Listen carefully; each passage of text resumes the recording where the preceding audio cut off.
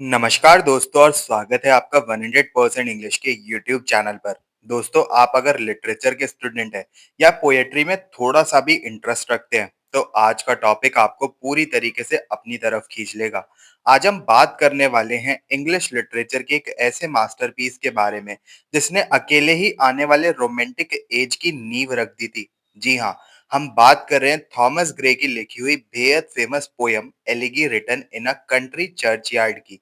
लेकिन इस पोयम की गहराइयों में उतरने से पहले किसी भी टेक्स्ट को पूरी तरीके से समझने के लिए उसके राइटर और उस जमाने को समझना बहुत जरूरी होता है। तो चलिए सबसे पहले शुरू करते हैं context of the author and the text के साथ। तो दोस्तों, थॉमस ग्रे आखिर थे कौन? इनका जन्म 1716 में एक फाइनेंशियली स्ट्रगलिंग मिडिल क्लास परिवार में हुआ था। उनके पास शुरुआत में उतने रिसोर्सेज नहीं थे, पर उनके अंकल्स जो ईटन में असिस्टेंट मास्टर्स थे, उन्होंने इनकी पढ़ाई में इनकी काफ़ी मदद की।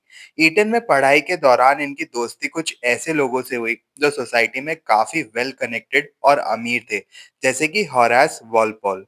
अपनी अर्ली लाइफ में ट्रेवल और थोड़ा बहुत लॉ पढ़ने के बाद थॉमस ग्रे कैम्ब्रिज लौट आए और अपनी पूरी जिंदगी वहाँ एक शांत अकेले स्कॉलर की तरह बिताई। वो नेचर से बहुत शाय और अकेलेपन में रहने वाले इंसान थे, मतलब कि पूरी तरीके से इंट्रोवर्ट थे। इसलिए उन्होंने पब्लिक लाइफ को हमेशा अवॉइड किया। इनफैक्ट जब 1757 में उन्हें पोएट लॉरेट बनने का बहुत बड़ा सम्मान ऑफर किया गया, तो उन्होंने उस ऑनर को भी पोलाइटली डिक्लाइन कर दिया, क्योंकि उन्हें पब्लिसिटी बिल्कुल पसंद नहीं थी।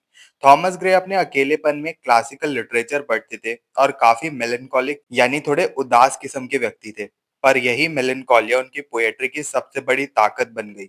वो बेसिकली एक जेंटलमैन स्कॉलर थे जो अपने दोस्तों के एक छोटे से ग्रुप के लिए पोएट्री लिखना पसंद करते थे, ना कि मार्केट में पैसा कमाने के लिए वो कमर्शियली पोएट्री लिखते थे। अब जब हमें थॉमस ग्रे के कैरेक्टर का आइडिया लग गया है, तो आइए देखते हैं इंग्लैंड में उस वक्त क्या चल रहा था। जिस टाइम फ्रेम में उन्होंने ये अपनी पोएट्री लिखी, उसे हम लिटरेरी टर्म्स में एज ऑफ सेंसिबिलिटी या फिर मिड 18th सेंचुरी पोएट्री या फिर प्री रोमांटिक पोएट्री के नाम से जानते हैं। ये एक ट्रांजिशनल पीरियड था। इससे पहले का जो दौर था वो था अगस्तियन एज, जहां अलेक्जेंडर पोप जैसे पोएट्स पब्लिक फिगर्स की तारीफ या फिर उनका मजाक उड़ाने के लिए पॉलिटिकल और सटायरिकल पोएट्री लिखते थे। लेकिन 1742 में रॉबर्ट वॉलपॉल की डेथ के बाद, जो कि एक प्रोमिनेंट विग मिनिस्टर थे, पोएट्री का स्टाइल पूरी तरीके से बदल गया। पोएट्स ने डायरेक्टली पॉलिटिक्स पर लिखना बंद कर दिया। वो अब ब्रॉडर सोशल, मॉरल और पर्सनल मुद्दों पर लिखने लगे, जिसमें एक डीप और रिफ्लेक्टिव टोन होती है। साथ ही एज ऑफ सेंसिबिलिटी में लिटरेचर सिटी की भीड़ भड़ाके से दूर नेचर और कंट्री साइड की शांति की तरफ फोकस करने लगा। और यही वो माहौल था जिसमें हमारी आज की पोयम को लिखा गया। सबसे पहले समझते हैं कि एलिगी आखिर होती क्या है। एक एलिगी एसेंशियली एक लिरिक पोयम होती है जो किसी व्यक्ति की मृत्यु यानी उसकी डेथ पर दुख जताने के लिए लिखी जाती है, जिसमें लाइफ और डेथ के डीप क्वेश्चंस पर विचार किया जाता है। ट्रेडिशनली एक एलिगी किसी एक स्पेसिफिक इंसान के लिए लिखी जाती है, लेकिन थॉमस ग्रे की ये पोयम थोड़ी सी अलग है। ये किसी एक इंसान के लिए नहीं, बल्कि उन आम अनजान गांव वालों के लिए है जिनकी अपॉर्चुनिटीज बहुत लिमिटेड थी और जो अब चर्च यार्ड में दफन है। ये पोयम उस दौर के स्पेसिफिक ट्रेंड का हिस्सा थी जिसे हम ग्रेवयार्ड स्कूल ऑफ पोएट्री कहते हैं। इस स्कूल ऑफ पोएट्स में मेनली डेथ, ग्रेव और मेलनकोलिया जैसे सब्जेक्ट्स पर लिखा जाता था। थॉमस ग्रे ने इसे शांति से लिखा और 1750 में अपने दोस्तों के सर्कल में सर्कुलेट किया। जब उनके फ्रेंड हॉरेस वॉलपॉल ने उन्हें इंसिस्ट किया, तब उन्होंने 1751 में ऑफिशियली इसको पब्लिश होने दिया। और दोस्तों, इसकी पॉपुलैरिटी इतनी कमाल की थी कि आने वाले समय में ये अलग-अलग लैंग्वेजेस में काफी ज्यादा ट्रांसलेट हुई। इसका इन्फ्लुएंस इतना स्ट्रॉन्ग था कि एक सेंचुरी बाद फेमस राइटर थॉमस हार्डी ने अपनी एक नॉवल का title far from the madding crowd इसी पोयम की एक लाइन से बोरो किया था। तो ये था हमारा context of the author in the text. हमें समझ आ गया है कि थॉमस ग्रे कौन थे और किस अकेलेपन और माहौल में उन्होंने ये हिस्टोरिक पोयम को रूप दिया। अब सीधा चलते हैं इस पोयम के एनालिसिस पर। मैं आपको हर एक स्टेंजा का मतलब, उसके पीछे छुपे हुए इमोशंस और इम्पोर्टेंट थीम्स बहुत ही आसान शब्दों में समझाऊंगा। बेसिकली ये पोयम बहुत ही ज्यादा लंबी है, तो हम इसमें क्या अप्रोच अपनाएंगे, हम इसके 2-3 स्टैंजास को रिसाइट करेंगे ताकि वो हमारे सबकॉन्शियस ब्रेन में जाए और फिर उसके एक डीप मैसेज को समझने की कोशिश करेंगे। क्योंकि यार हम हर एक लाइन को वैसे भी डिस्कस करेंगे तो हमको वो याद तो होने वाली है नहीं, और सेंचुरीज बाद इंग्लिश लैंग्वेज थोड़ा चेंज होती रहती है। इसलिए हमको पोयम के आइडिया को समझने पे फोकस करना चाहिए। मैं इस बात का बहुत बड़ा सपोर्टर हूँ। तो अभी फिलहाल हम इसको स्टैन्ज़ा बाय स्टैन्ज़ा समझने की कोशिश करेंगे। हम 2-3 स्टैन्ज़ा को रिसाइट करेंगे, फिर इसको समझेंगे। अगर आपको लाइन बाय लाइन एक्सप्लेनेशन चाहिए, तो आप कमेंट्स में मेरे को एक बारी बताना। मैं आपके साथ एक नोट्स का पीडीएफ शेयर करूँगा, जिसमें मैं एक टेबल बनाकर आपको दूँगा, जिसमें हर एक लाइन का मतलब आपको बता दिया जाएगा। पोएम की शुरुआत एक बहुत ही शांत और थोड़ी उदास इवनिंग की सेटिंग से होती है। आइए पहले 3 स्टैन्ज़ास पढ़ते हैं। The curfew tolls the knell of the parting day. The lowing herd winds slowly over the lea. The ploughman homeward plod his weary way, and leaves the word to darkness and to me. Now fades the glimmering landscape on the sight, and all the air a solemn stillness holds, save where the beetle wheels his drowning fight, and drowsy tinklings lull the distant folds. Save that from the yonder ivy mental tower, the moping owls thus to the moon complain of such a wandering near her secret bower, molest her ancient solitary regain. In lines में Thomas Gray एक गांव के graveyard यानी कब्रिस्तान में अकेले खड़े हैं। दिन ढल रहा है। कर्फ्यू टोल्स द नेल का मतलब है कि शाम की घंटी बज रही है, जो दिन के खत्म होने का इशारा दे रही है, जैसे मृत्यु यानी डेथ का इशारा हो। गाय भैंस लोइंग हर्ड्स धीरे धीरे घास के मैदान से वापस जा रहे हैं। एक थका हुआ इंसान प्लोमैन अपने घर की तरफ भारी कदमों से प्लॉट से जा रहा है। और अब ये पूरी दुनिया धीरे धीरे अंधेरे और पोएट के अकेलेपन के हवाले हो रही है। लैंडस्केप धीरे धीरे आंखों से ओझल हो रहा है और हवा में एक सोलमन स्टिलनेस यानी कि एक गंभीर टाइप की शांति सी है। बस दो तीन आवाजें आ रही हैं। एक भंवरे की, एक बीटल के उड़ने की आवाज आ रही है। दूर भेड़ बकरियों के गले की घंटियों की नींद भरी आवाज आ रही है। और एक पुराने बेलों से ढके हुए टावर से एक उदास आउल की आवाज आ रही है। ये आउल चांद से कंप्लेंट कर रहा है कि कोई उसके अकेलेपन सॉलिटरी रेन को डिस्टर्ब कर रहा है। और वो डिस्टर्ब करने वाला और कोई नहीं, खुद हमारा पोएट है। यहाँ हमें मेलनकली और आइसोलेशन की क्लियर थीम मिलती है। नेचर और अंधेरा मिलकर एक ऐसी सेटिंग बना रहे हैं जहाँ लाइफ धीरे धीरे डेथ की शांति में बदल रही है। आगे चलते हैं। इस शांत माहौल को एस्टैब्लिश करने के बाद थॉमस ग्रे का ध्यान उन कब्रों पर जाता है जो उनके आसपास हैं। आइए आगे बढ़ते हैं। Beneath those rugged elms that yew tree shade, where heaves the trough in many a mouldering heap, each in his narrow cell forever laid. The rude forefathers of the hamlet sleep.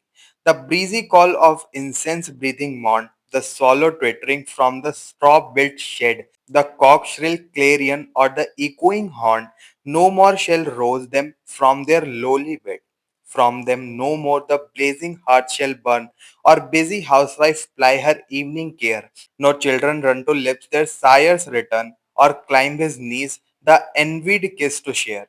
Oft did the harvest to their sickle yield, their furrow of the stubborn glebe has broke. How jocund did they drive their team afield, how borrowed the wood beneath their steady stroke. Poet कहते हैं पुराने Elm और you trees की छाव में जहां मिट्टी छोटे छोटे ढेरियों मोल्डरिंग हीप्स के रूप में उभरी हुई है, इस छोटे से गांव के पूर्वज यानी रूड फॉरफादर्स हमेशा के लिए अपने छोटे से सेल अपने कब्र में सो रहे हैं। रूड का मतलब यहाँ बदतमीज नहीं, बल्कि सिंपल और अनएजुकेटेड लोगों से है। अब चाहे सुबह की महकती हुई ठंडी हवा चले, सॉलो बर्ड अपने घोंसले से चहचहाए, मुर्गा जोर से भाग दे, कॉक श्रिल क्लेरियन या हंटर का हॉर्न बजे, कुछ भी इन्हें इनकी कब्रों से लोली बेड से नहीं जगा सकता। उनके लिए अब घर में आग ब्लेजिंग हट नहीं जलेगी। उनकी पत्नियां अब उनके आने का इंतजार नहीं करेंगी। अब कोई बच्चे दौड़कर अपने पिता के गले नहीं लगेंगे और उनकी गोद में बैठकर प्यार पाने के लिए झगड़ा नहीं करेंगे। थॉमस ग्रे याद करते हैं कि कैसे ये लोग अपनी फसल काटते थे, अपनी जमीन जोतते थे और कितनी खुशी से अपने बैलों को खेतों में चलाते थे। उनकी एक मजबूत कुल्हाड़ी की चोट से बड़े-बड़े पेड़ गिर जाते थे। यहाँ पेस्टोरल लाइफ और डिग्निटी ऑफ लेबर के थीम को बहुत ही ब्यूटीफुली दिखाया गया है। पोएट ने मौत यानी डेथ के दुख को उनकी लाइफ की सिंपल खुशियों के लॉस के थ्रू दिखाया है यहाँ पर।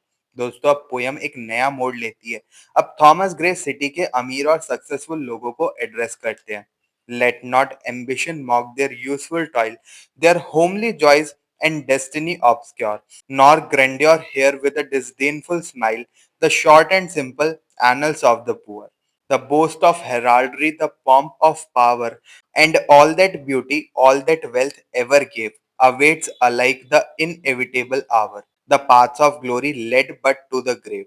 Nor you, ye proud, impute to these the fault, if memory over their tomb no trophies raise, where through the long drawn island fretted vault, the pealing anthem swell the note of praise. Can storied urn or animated bust back to its mention call the fleeting breath? Can honor's voice provoke the silent dust, और flattery soothe the dull cold ear of death? यहाँ Thomas grey ने ambition और ग्रेंड्योर को personify किया है। वो कहते हैं कि अमीर और सक्सेसफुल लोगों को इन गरीब गांव वालों की मेहनत और उनकी छोटी-छोटी खुशियों का मजाक नहीं उड़ाना चाहिए। उनकी सिंपल सी लाइफ स्टोरी को नफरत से नहीं सुनना चाहिए। क्योंकि चाहे आपका खानदान कितना भी बड़ा हो, आपके पास कितनी भी पावर हो, खूबसूरती हो या फिर पैसा हो, एक ना एक दिन इनएविटेबल आवर यानी मौत का वक्त आएगा ही। और ध्यान दीजिए इस लाइन पर, इंग्लिश लिटरेचर की सबसे फेमस लाइन्स में से एक है, the paths of glory lead but to the grave. यानी आप सक्सेस के किसी भी रास्ते पर चले, आखिर में मंजिल कब्र ही है। पोएट अमीर और गुलाम शौक यानी प्राउड लोगों से कहते हैं कि अगर इन गरीबों की कब्रों पर कोई बड़े मॉन्यूमेंट्स यानी ट्रॉफीज नहीं बने हैं, तो इसमें इनका कोई कसूर नहीं है। अमीरों के फ्यूनरल्स बड़े चर्चेज में होते हैं, जहां कॉइट्स गाए जाते हैं। पर क्या एक बड़े से कलश या बिल्कुल असली दिखने वाला स्टैचू एनिमेटेड बस्ट किसी मरे हुए इंसान के अंदर सांस यानी फ्लीटिंग ब्रेथ वापस ला सकता है क्या? क्या बड़ा सम्मान यानी ऑनर इन सूखी हड्डियों को जिंदा कर सकता है क्या? या ये झूठी तारीफ यानी फ्लैटरी मौत के बहरे कानों को सुनाई दे सकती है? जवाब है बिल्कुल नहीं। यहाँ पोएट ये अलग अलग टाइप के क्वेश्चंस पूछ रहे हैं। इस हिस्से की सबसे बड़ी थीम है death as a leveller. Death किसी में भेदभाव नहीं करती, चाहे आप राजा हो, किसान हो या राजा हो या रंग हो। इसके बाद थॉमस ग्रे इस बात पर अफसोस जताते हैं कि इन गरीबों को कभी आगे बढ़ने का मौका ही नहीं मिला। Perhaps in this neglected spot is laid some heart once pregnant with celestial fire, hands that the rod of empire might have swayed, or walk to ecstasy the living ire. But knowledge to their eyes her ample page, rich with the spoils of time, did never unroll. Chill penry repressed their noble rage, and froze the genial current of the soul. Full many a gem of purest ray serene, the dark unfathomed caves of ocean bear. Full many a flower is born to blush unseen, and waste its sweetness on the desert air. Poet सोचते हैं कि शायद इस अनजान से कब्रिस्तान में कोई ऐसा इंसान दफन हो जिसके दिल में आसमानी आग यानी सेलेस्टियल फायर यानी बड़ा टैलेंट रहा हो। शायद इन कब्रों में ऐसे हाथ दफन हो जो पूरी दुनिया पर राज कर सकते थे, या किसी म्यूजिकल इंस्ट्रूमेंट को इतनी खूबसूरती से बजा सकते थे कि सुनने वाला झूम उठे। पर प्रॉब्लम ये थी कि नॉलेज ने कभी अपने पेजेस इनके आगे नहीं खोले, इन्हें पढ़ने का मौका ही नहीं मिला। चेल पेंड्री ठंडी गरीबी ने इनके अंदर के जोश और टैलेंट को दबा दिया और इनकी आत्मा की उड़ान को जमा कर कर रख दिया।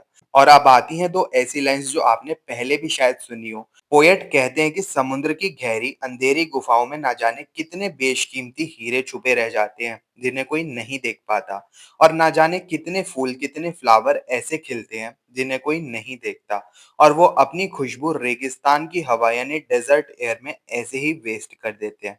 यहाँ हम देखते हैं theme of unrealised potential and socio economic disparity. एक टैलेंट का बिना दुनिया के सामने आए खत्म हो जाना एक बहुत बड़ी ट्रेजेडी है।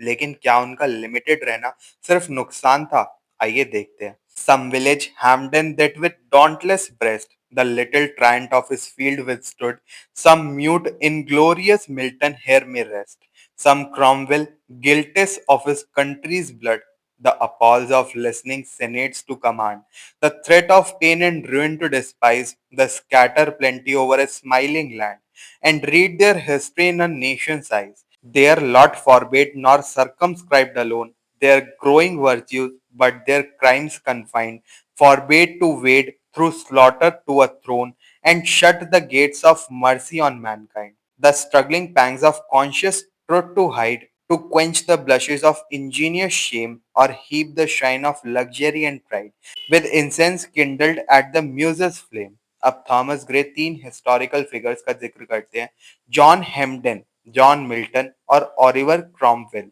वो कहते हैं कि शायद इस गांव में भी एक कोई जॉन हेम्पडेन दफन हो, जिसने पूरी हिम्मत से किसी छोटे जमींदार ट्रायंट का विरोध किया हो। शायद यहाँ कोई जॉन मिल्टन हो जो पोएट्री का महान राइटर बन सकता था, पर वो गुमनाम ही रह गया, म्यूट इनग्लोरियस। और शायद यहाँ कोई ओलिवर क्रॉमवेल हो जिसमें बड़ा नेता बनने की क्षमता हो, पर अच्छा हुआ कि उसके हाथों पर देश के लोगों का खून नहीं लगा। उनका नसीब लॉट उन्हें मना कर देता है कि वो पार्लियामेंट यानी सेनेट्स में तालियां बटोरें, या अपने देश में खुशहाली बांटें, या हिस्ट्री में अपना नाम दर्ज करें। लेकिन वेट, अगर उनके नसीब ने उन्हें महान बनने से रोका, तो उनके बड़े गुनाह उनके क्राइम्स करने से भी तो रोका। उन्हें राजगद्दी यानी थ्रोन के लिए खून खराबा स्लॉटर करने से रोका। उन्हें इंसानियत पर रहम करने से नहीं रोका, और ना ही उन्हें अमीर लोगों की झूठी तारीफ करके अपनी सच्चाई छुपानी पड़ी। इसे कोलेटरल गेन्स ऑफ ऑब्सक्योरिटी कहते हैं। अगर आप फेमस नहीं होते तो आप करप्टेड होने और पावर के नशे में बुरे काम करने से भी बच जाते हैं। यहाँ पर ये मेन थीम बताया गया है। पोयम के अगले हिस्से में गरीबों की सिंपल लाइफ और उनकी कब्रों के बारे में बात करी गई है।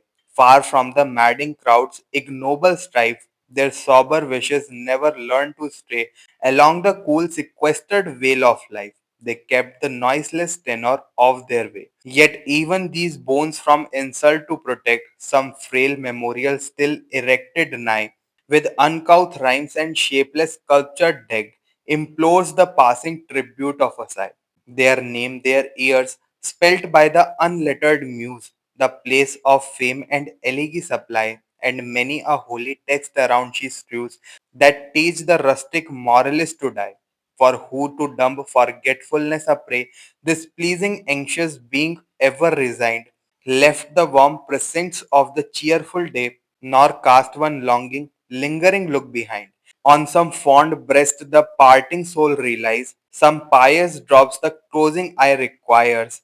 Even from the tomb the voice of nature cries, even in our ashes live their wonted fires. ये विलेजर शहर के पागल कर देने वाली भीड़, मेडलिंग क्राउड और वहां के घटिया झगड़ों से दूर थे। उनकी इच्छाएं बहुत सीधी सादी थी। उन्होंने जिंदगी की एक शांत अकेली घाटी सिक्वेस्टर्ड वैली में चुपचाप अपना सफर तय किया। फिर भी इनकी इन हड्डियों की बेइज्जती ना हो, इसलिए इनकी कब्रों पर कुछ कच्चे कमजोर यानी फ्रेल मेमोरियल्स बने हुए हैं, जिन पर टेढ़ी मेढ़ी राइम्स और बिना शेप की कार्विंग्स बनी हुई है, जो वहां के गुजरने वालों से सिर्फ एक साई की मांग करते हैं, एक आह की मांग करते हैं। किसी अनपढ़ कलाकार ने गलत स्पेलिंग्स के साथ उनका नाम और उम्र लिख दी है। वहां बाइबल की कुछ आयतें यानी होली टेक्स्ट लिखी हैं, जो गांव वालों को मौत के लिए आत्मिक रूप से तैयार करती है। क्योंकि आखिर कौन ऐसा इंसान होगा जो मौत के अंधेरे और भुलक्कड़पन डम्ब फॉरगेटफुलनेस में जाने से पहले अपनी जिंदगी को आसानी से छोड़ दे। कौन ऐसा होगा जो इस रोशनी भरी दुनिया को छोड़ते वक्त मुड़कर एक आखिरी लालच भरी नजर लिंगरिंग लुक ना दे सके। मरते वक्त हर किसी को एक सहारा चाहिए होता है। आंख बंद करते वक्त अपनों के आंसू पायस ड्रॉप्स चाहिए होते हैं। कब्र के अंदर से भी नेचर की आवाज यही चिल्लाकर कहती है कि हमारी राख एशेज में भी हमारी आखिरी इच्छाएं जिंदा रहती हैं। इन पैराग्राफ्स का मेन थीम है यूनिवर्सल नीड ऑफ रिमेम्बरेंस का। चाहे इंसान अमीर हो या फिर गरीब, मरते वक्त सब चाहते हैं कि उनको याद रखा जाए। दोस्तों, अब थॉमस ग्रे एक अचानक से शिफ्ट लेते हैं। अब वो विलेजर्स से ध्यान हटाकर खुद अपने बारे में सोचने लगते हैं।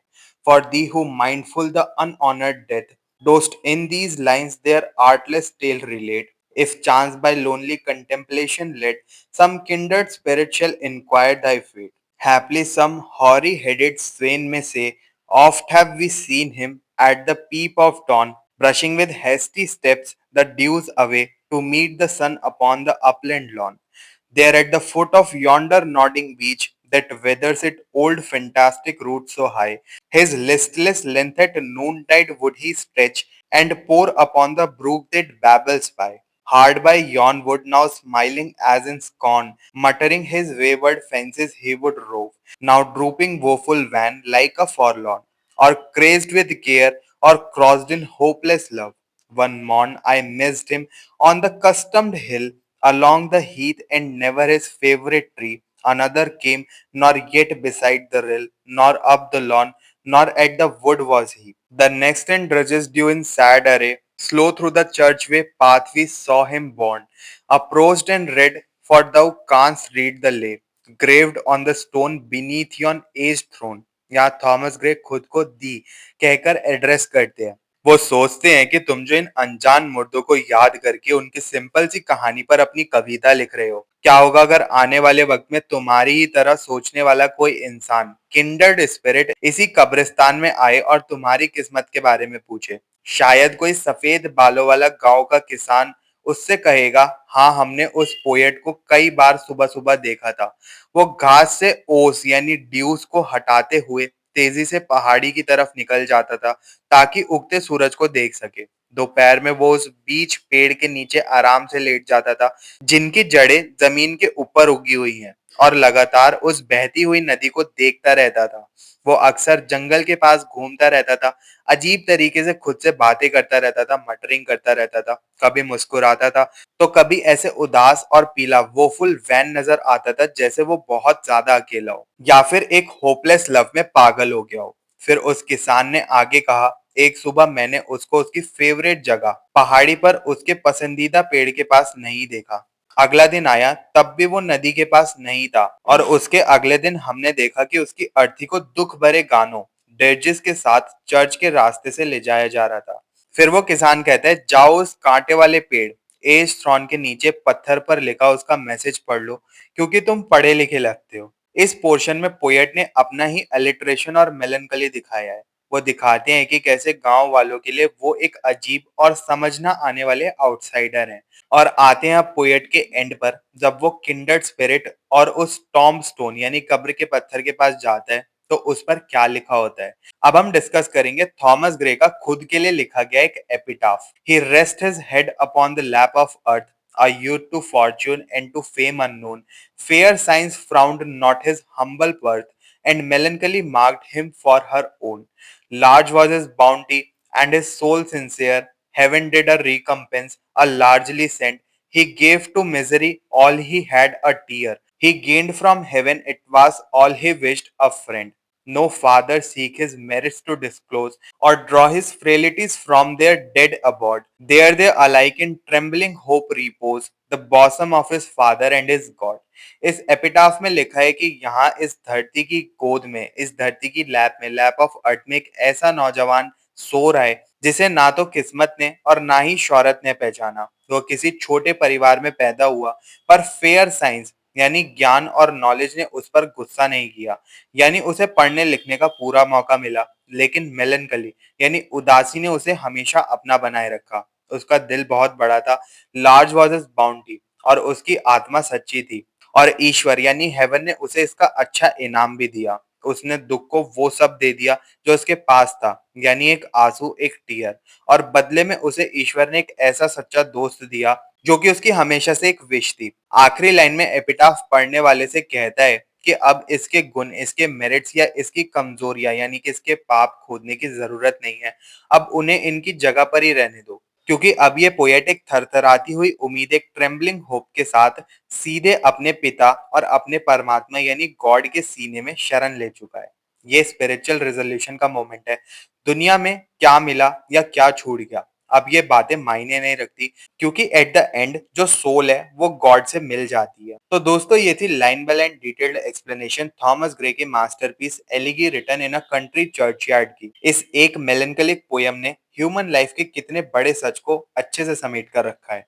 पोयम स्टार्ट होती है एक स्पेसिफिक जगह और टाइम से, एक गांव की शाम से, फिर शिफ्ट होती है गांव वालों की सिंपल और डिग्निफाइड लाइफ पर। उसके बाद पोएट सोसाइटी को एक रियलिटी चेक देते हैं कि कैसे सोशल क्लास के भेदभाव इंसान का पोटेंशियल बर्बाद कर देते हैं। पर साथ ही ये भी ट्रू है कि डेथ सबको बराबर कर देती है, चाहे अमीर हो चाहे गरीब हो। और फाइनली पोएट अपने खुद के एग्जिस्टेंशियल थॉट्स में उतर जाते हैं, और फाइनली हमको पोयम के अंदर उनको एक स्पिरिचुअल पीस पाते हुए हम उन्हें विटनेस करते हैं। मैं उम्मीद करता हूँ कि आपको ये डिटेल्ड एक्सप्लेनेशन बहुत ही डीपली समझ आ गई होगी।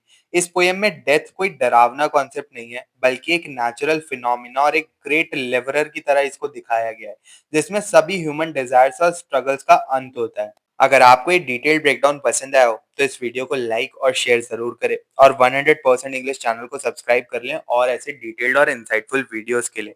अगर आपके कोई भी डाउट्स हैं इस पोयम को लेकर, या फिर आपको जैसे कि मैंने बताया था लाइन बाय लाइन एक्सप्लेनेशन चाहिए हो, तो आप कमेंट सेक्शन में ज़रूर से डिमांड कर सकते हैं। मिलते हैं फिर अपने नेक्स्ट वीडियो में, तब तक के लिए happy studying and best of luck for your upcoming examinations.